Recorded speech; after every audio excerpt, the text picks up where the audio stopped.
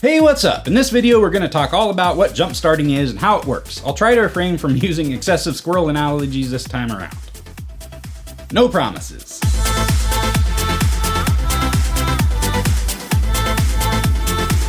So this is the magic juice that sits in your car and makes the engine go when you turn the key. Fine, it's a lead acid battery. It's called this because it uses a battery of 6 cells, each consisting of 2 lead plates suspended in an electrolyte solution of sulfuric acid and water. The electrical juice the battery provides is a product of electrolysis, which drives a chemical reaction between the lead plates and the sulfuric acid, and is also really good at permanent hair removal. But we'll talk all about that nonsense in another video. Well, there's a limit to how much energy a battery can store. If it gets depleted, there won't be enough magic juice to make the engine go. Sadness. This is also why you need to keep your jumper packs charged. You gotta have the juice. Your battery can get depleted in a number of ways, most commonly because you left your headlights or dome light on. There's a charging system in your car that keeps your battery charged. It runs off of your car's alternator. That's the magical spinny thing over here. It runs on hyperactive squirrels. I'm having too much fun. Anyway, your alternator can go bad too, which is another reason your battery can deplete.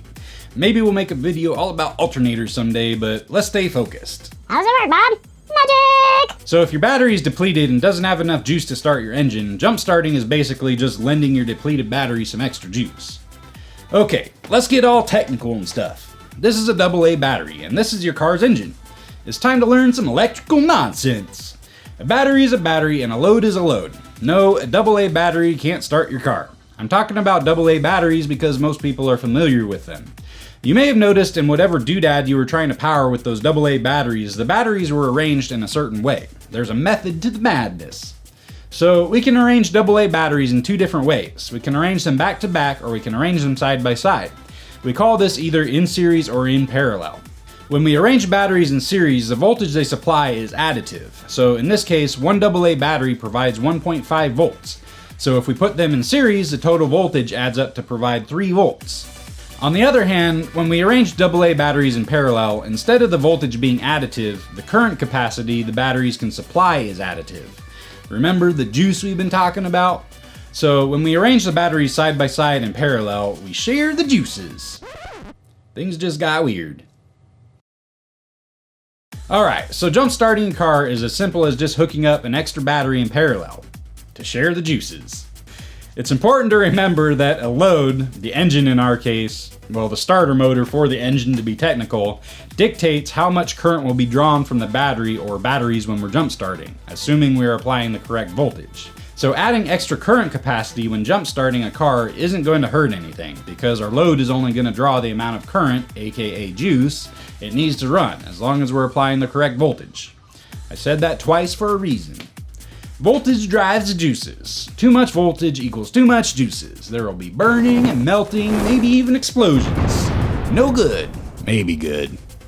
Could be fun. Okay, I want to talk about the proper way to jumpstart your car. I talked about and showed hooking up AA batteries in parallel by hooking the negative side to the negative side and the positive to the positive. In theory, this is what you're doing when you jumpstart a car, and yes, technically it will work if you just hook up an extra battery in parallel, terminal to your existing battery like so. However, this is not the proper way to jumpstart a car. The proper way to jumpstart your car, regardless of whether you're using a jumper pack or jumpstarting the traditional way between 2 vehicles, is to hook up your positive cable to the positive terminal of the dead battery first, and then hook up the negative cable to a bare metal part of your engine block or chassis, away from your battery, not to the negative terminal of the dead battery. This is to prevent explosions. Batteries can produce hydrogen gas, especially after they've just been charged. Hydrogen gas explodes quite fantastically in the right proportions with oxygen. Well, when you close an electrical circuit, which is what you're doing when you hook up the second cable, there's the potential for sparks, and sparks mixed with hydrogen gas, lots of melty, smoky, explosive, acidy awesomeness. Woohoo! So hook up your negative cable second, away from your dead battery. But what if my car doesn't have a battery, you might ask?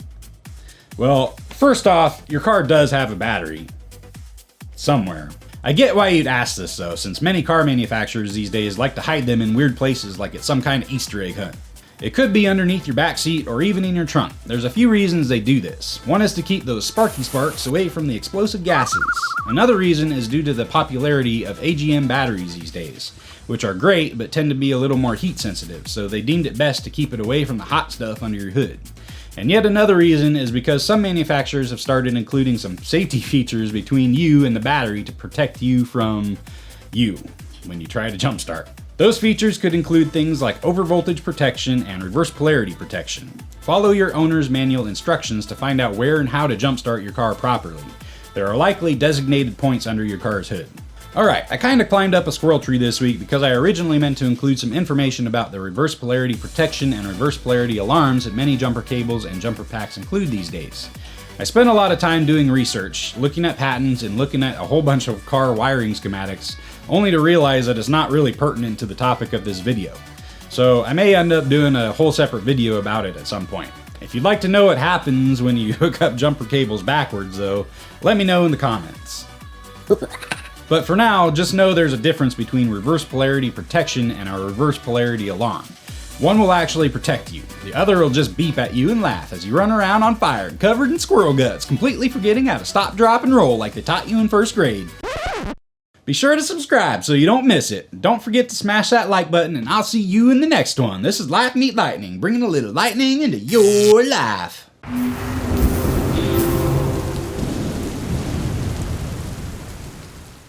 Solution of sulfuric acid. You gotta keep your squirrels hydrated if you want them to work, guys.